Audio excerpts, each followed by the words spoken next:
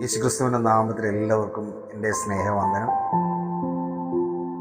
അനുഗ്രഹിക്കപ്പെട്ട നാളുകളിലൂടെയാണ് നാം ഇപ്പോൾ യാത്ര ചെയ്യുന്നത്. പ്രത്യേകിച്ച് നമ്മുടെ കർത്താവിൻ്റെ സ്വർഗാരോഹണത്തിന് ശേഷം പരിശുദ്ധാത്മാവിന് വേണ്ടി നമ്മൾ കാത്തിരിക്കുന്ന കാത്തിരിപ്പിൻ്റെതായ ദിവസങ്ങളിലൂടെയാണ് നാം കടന്നുപോയിക്കൊണ്ടിരിക്കുന്നത്.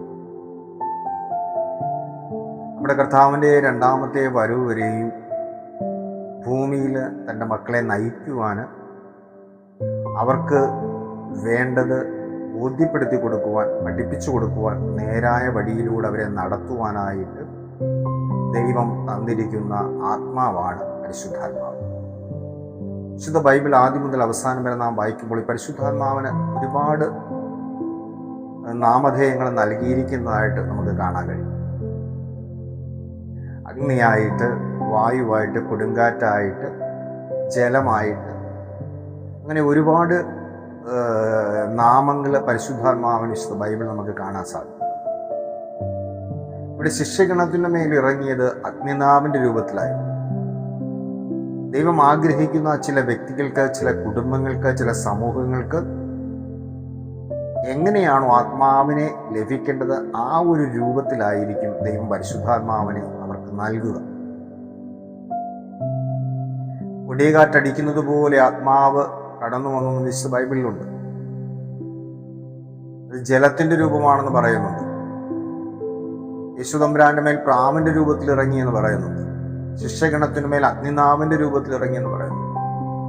പരിശുദ്ധാത്മാവിന്റെ വലിയ ഒരു സാന്നിധ്യം നമുക്കുണ്ട്. അത് ഇന്നും ഇന്നലെയും തുടങ്ങിയതല്ല. സൃഷ്ടിയുടെ കാലം മുതൽ പിതാവിന്റെ സന്നിധിയിൽ ഉണ്ടായിരുന്ന ആത്മാവാണ് പരിശുദ്ധാത്മാവ്. പിതാവ്, പുത്രൻ, പരിശുദ്ധാത്മാവ്, ഈ മൂന്ന് പേരൂടെ ചേർന്നാണ് ഭൂമിയിൽ സകലതും ഉണ്ടാക്കിയത്. അപ്പോൾ ദൈവം തമ്പുരാൻ മനുഷ്യവർഗത്തിന് അറിഞ്ഞു നൽകിയിരിക്കുന്ന ആത്മാവാണ് പരിശുദ്ധാത്മാവ്.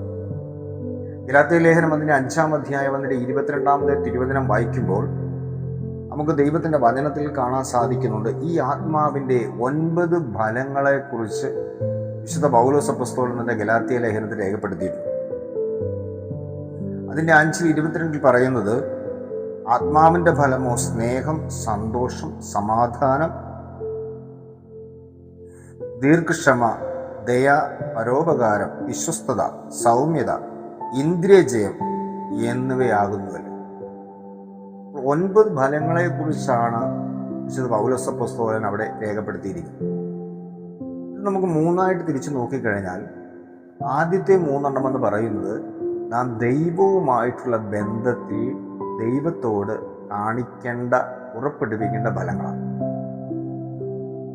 രണ്ടാമത് വരുന്ന ഭാഗത്തിൽ 3 എന്ന് പറയുന്നത് നാം മറ്റുള്ളവരോട്, നമ്മളെപ്പോലുള്ള സഹജീവികളോട്, മറ്റുള്ളവരോട് നാം കാണിക്കേണ്ട ആത്മാവിൻ്റെ ഫലങ്ങളാണ്.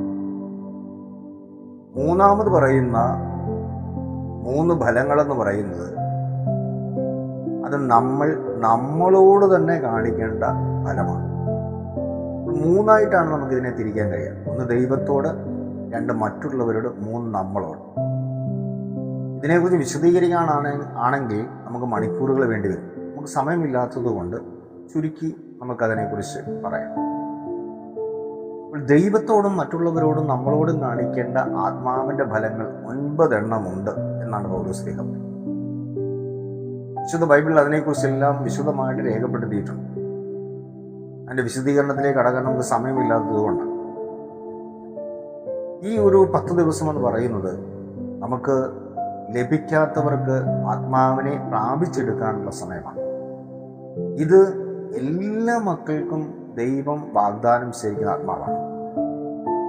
എൻ്റെ പിതാവ് നിങ്ങൾക്ക് വേണ്ടി വാഗ്ദാനം ചെയ്തിരിക്കുന്ന ആത്മാവിനെ നിങ്ങൾ കാത്തിരുന്ന് പ്രാപിക്കുവിനെന്നാണ് നമ്മുടെ കർത്താവ് അരുളിച്ചത്.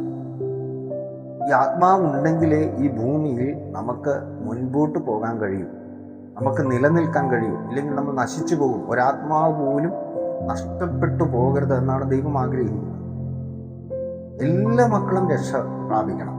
എല്ലാ മക്കളും ഈ ആത്മാവിനെ തിരിച്ചറിയണം. ഈ ആത്മാവിൻ്റെ ഫലങ്ങൾ പുറപ്പെടുവിക്കണം. എപ്പോഴും ഈ ആത്മാവിൻ്റെ ഫലങ്ങളുള്ള മക്കളായിരിക്കണം നമ്മൾ ഓരോരുത്തരും എന്നാണ് ദൈവത്തിൻ്റെ വചനം. അതുകൊണ്ടാണ് യേശു തമ്പുരാൻ കടന്നു പോകുമ്പോൾ ഒരു അത്തിമരത്തെ കണ്ടിട്ട് കായ്ക്കാൻ ഫലമില്ലാതിരുന്ന സമയത്ത്, അതായത് അത് കായ്കൾ ഉണ്ടാകാനുള്ള സമയമല്ലായിരുന്നു.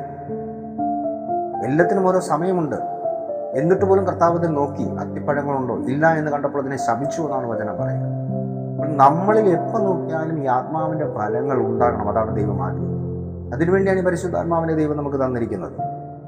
അപ്പോൾ ദൈവമക്കളെ, നമുക്ക് ഈ 10 ദിവസം എന്ന് പറയുന്നത് കാത്തിരുന്ന് പ്രാർത്ഥിക്കുവാനുള്ള സമയമാണ്. പരിശുദ്ധാത്മാവിനെ പ്രാപിച്ചെടുക്കാനുള്ള സമയമാണ്. അത് ലഭിച്ചിട്ടില്ലാത്ത മക്കൾ ഉറപ്പായിട്ട് ഈ ആത്മാവിനെ പ്രാപിക്കണം. ഒരു ഭാഷാവരത്തിന് വേണ്ടിയല്ല, ഒരു പ്രവചനവരത്തിന് വേണ്ടിയല്ല. ഈ ലോകത്തിൽ നമുക്ക് ജീവിക്കാൻ കഴിയണമെങ്കിൽ ഈ ആത്മാവ് നമ്മളിൽ ഉണ്ടാകണം. അതിനുവേണ്ടിയാണ് ദൈവം ആത്മാവിനെ തന്നിരിക്കുന്നത്. അപ്പോൾ ദൈവമക്കളെല്ലാവരും ഹൃദയം നുറുങ്ങി ദൈവസന്നിധിയിൽ പ്രാർത്ഥിക്കുക. ഈ പരിശുദ്ധാത്മാവിനെ പ്രാപിച്ചെടുക്കുക. ഈ കാത്തിരിപ്പിൻ്റെ സമയം എല്ലാ മക്കൾക്കും ഒരു അനുഗ്രഹമായി തീരട്ടെ. ദൈവം സമൃദ്ധമായിട്ട് നമ്മെ അനുഗ്രഹിക്കട്ടെ.